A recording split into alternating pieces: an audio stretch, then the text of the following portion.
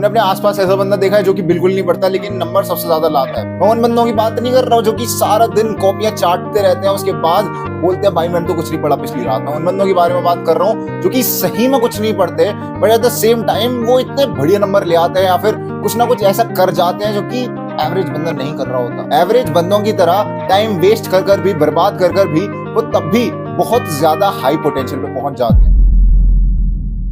इसका सिर्फ और सिर्फ एक रीजन है जो कि मैं वीडियो के अंदर तुम्हें बता रहा हूँ, तो वीडियो को तुम अच्छे से देखना। नाउ हम सबको ये चीज लगती है कि ये मेमोरी वगैरह उसकी स्ट्रांग होगी, नॉलेज स्ट्रांग होगी, टैलेंटेड होगा बच्चा, कुछ दिमाग में ऐसे नर्वस सिस्टम बने होंगे कि भाई उसकी वजह से उसका दिमाग तेज चलता होगा, या फिर उसने जेनेटिकली वो चीज अपने मम्मी पापा से छीन ली होगी। लेकिन मैंने जब पर्सनली खोज करी तो मेरे को पता चला कि भाई ये सारी चीजें मैटर करती ही नहीं है। जो अचीवर्स हैं, विनर्स हैं, टॉपर्स हैं, वो टॉपर्स क्यों हैं? मतलब वो बढ़िया अकेडमी ट्यूशन में पढ़ रहे हैं या फिर उसके घर वालों ने 10-12 लाख रुपए कोचिंगों में झुलसा दिए तब जाकर वो इतना ज्यादा स्मार्ट है। देखो सिर्फ पढ़ाई नहीं है, हमें हर चीज में ऐसा लगता है कि जिस व्यक्ति पे जितनी ज्यादा प्रिविलेज है उतना ही बेटर होगा हमसे, एंड इस चक्कर में हम अपने आप का मोरल तो डाउन कर ही लेते हैं लेकिन अपने मन में उस बंदे को ऊपर बहुत ज्यादा सर पे चढ़ा लेते हैं। तुम्हारा और उसका लेवल अगर इधर है और तुमने उसे सर पे चढ़ाया और अपने आप को अंडर एस्टिमेट करा तो तुम नीचे गिर गए। ये गैप देख रहे हो? ये जो गैप है यही प्रॉब्लम क्रिएट करता है। तुम्हें हर कोई बोलेगा ऐसे नोट्स बनाओ, इस बुक से पढ़ो या फिर इस वाले टीचर से पढ़ो, लेकिन ये चीज तुम्हें कभी कोई नहीं बोलेगा कि it's all about your mindset, जो कि आज मैं तुम्हें बता रहा हूँ। ये एक सीक्रेट है जो कि हर यूट्यूबर तुमसे छुपा रहा है। It's easy to be that guy. देख मैं जानता हूँ तू उस बंदे के बारे में बार बार सोच रहा है, तेरे दिमाग में बार बार वो इमेज सी आ रही है उस बंदे की, वो कैसा दिखता है, कितना ज्यादा अचीव करता है, उसको कितनी अटेंशन मिलती है लड़कियों से, प्रोबेबली वो देखने में भी सुंदर लगता है।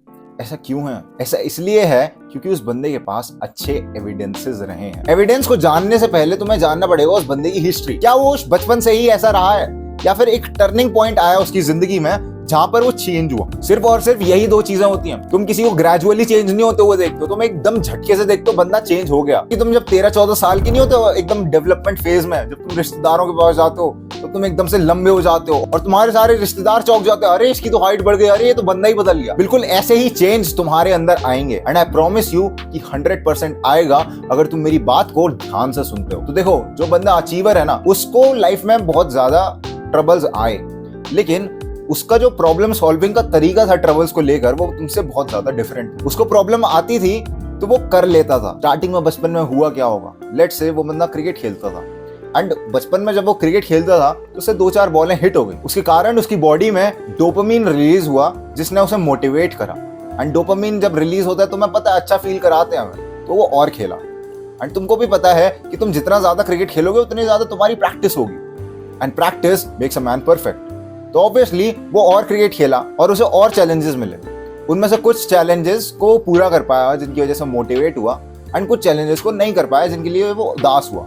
लेकिन एट द सेम टाइम वो काफी सारे चैलेंजेस को कंप्लीट कर रहा था और अच्छे से उन्हें पूरा कर रहा था। लेकिन तब क्या होता है जब उस पर बहुत बड़ा चैलेंज आता है जिससे होता नहीं है, वो लगातार फेल करने लग जाता है। Now this is where people change. यहाँ पर 2 कैटेगरी के लोग आते हैं। एक वो व्यक्ति जिसे पता है कि हाँ फेलियर्स आएंगे, बहुत ज्यादा फेलियर्स आएंगे, लेकिन इवेंचुअली जब मैंने बार बार टैकल करूंगा तो मैं जीत जाऊंगा। और दूसरी तरफ जो बंदा आता है उसको ये लगता है कि भाई फेलियर आया छोड़ देता हूं। Quitters are never winners. Hear me twice say this, quitters are never winners.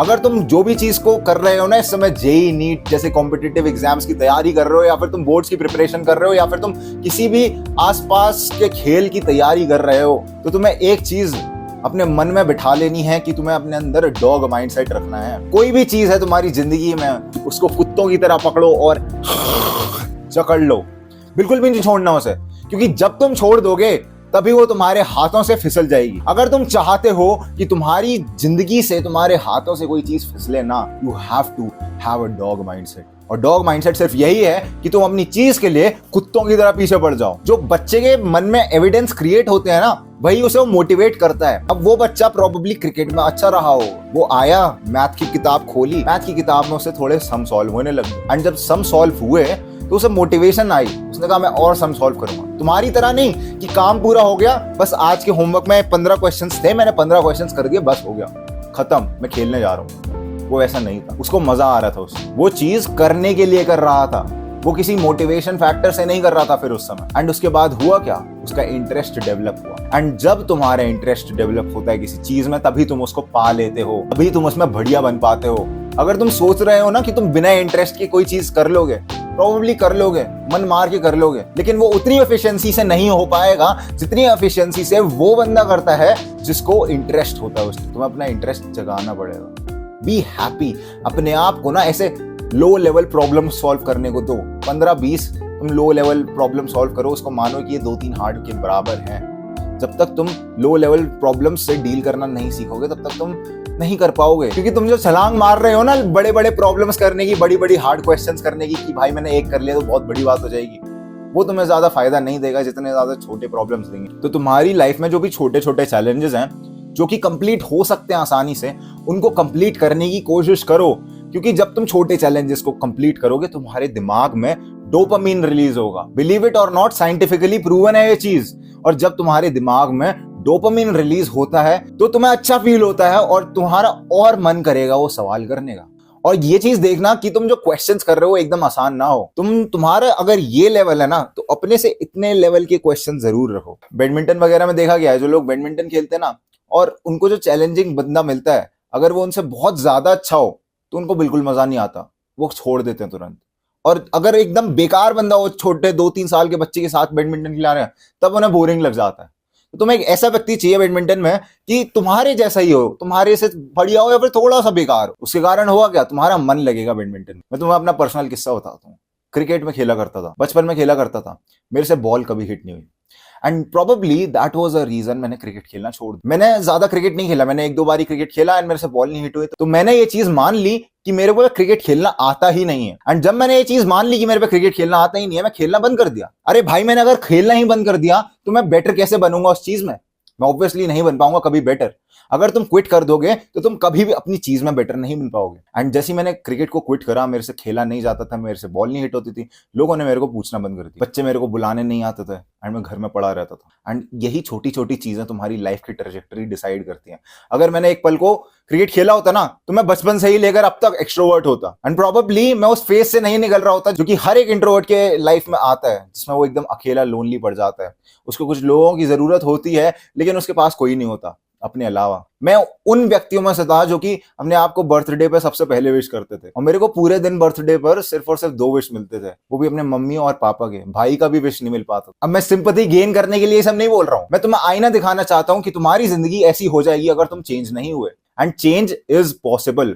तुम्हें जो लग रहा है ना कि यार मैं आज तक चेंज नहीं हो पाया तो अब कैसे होऊंगा, ये इसीलिए हो रहा है क्योंकि तुम्हारे एविडेंसेस ऐसे हैं। जो टॉपर अचीवर है ना, उसके एविडेंसेस ये हैं कि वो थोड़ी मेहनत करेगा और उसे वो चीज मिल जाएगी। लेकिन तुम्हारी लाइफ में वो चीज अब तक घटी इसलिए नहीं है क्योंकि तुमने इतनी ज्यादा मेहनत नहीं करी। खुद को देखो, पास्ट में तुमने कितनी मेहनत करी, एक बारी मेहनत करके तो देखो and you will have it in your life. And एक बारी तुम्हारी चीज अचीव हो जाए ना, उसके बाद देखना कितना बढ़िया मोमेंटम बनता है, तुम हर चीज को अचीव कर लोगे। मैंने अपनी जिंदगी में पर्सनली देखा। देखो, जब मैं इंट्रोवर्ट था ना, मैंने अपने आप से बोला था कि it's going to be hard.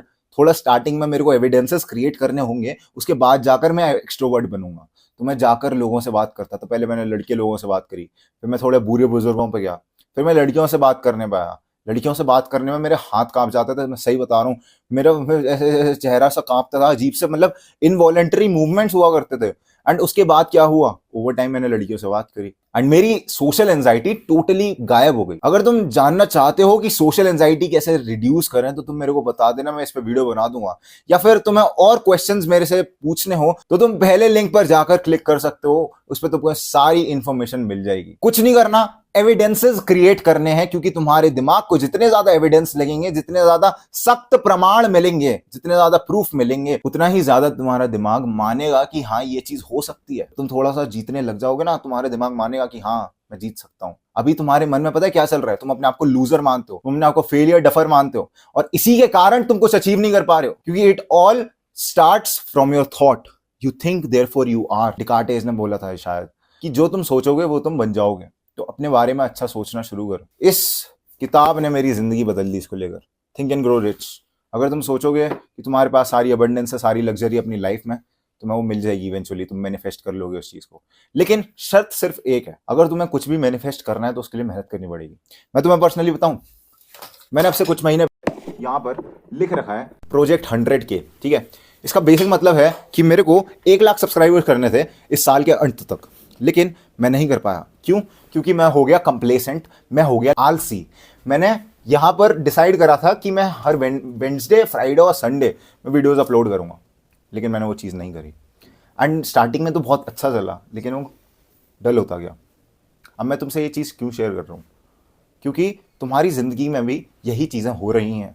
तुम स्टार्टिंग में तो बहुत बढ़िया पेस दिखाते हो, लेकिन एक टाइम के बाद तुम लूज़ कर देते हो सारी पेस। देखो, हर किसी के साथ होती है, वो चीज़ मेरे साथ भी हो रही है, लेकिन फ़र्क मेरे अंदर और तुम्हारे अंदर ये है कि मैं इसे एड्रेस कर रहा हूँ सबके सामने कि हाँ मैंने गलती करी है, लेकिन तुम नहीं कर रहे हो। अगर तुम अपनी गलती को डिफेंड कर रहे हो ना, तो तुम कभी चेंज नहीं हो पाओगे। तुम कहते हो यार मैं बहुत पढ़ाई करता हूँ, लेकिन पढ़ाई के नाम पर तुम सिर्फ कॉपी खोल के बैठ जाते हो, तो उसका मतलब पढ़ाई नहीं है। अगर तुम फोन चला रहे हो, इसका मतलब पढ़ाई नहीं है वो। If you are lying to yourself, stop lying to yourself. And आज मैंने तुम्हें दिखाया ना, तो ये चीज मेरे पे बहुत ज्यादा इंपैक्ट डालेगी। And I will be coming back very very big and I will crush everyone. And I am promising in this video कि मेरे 1 लाख सब्सक्राइबर्स होकर ही रहेंगे। It's going to happen. This was it for the video. Grind set करते रहे, mind set तेरा बदल ही रहा हूं मेरी जान।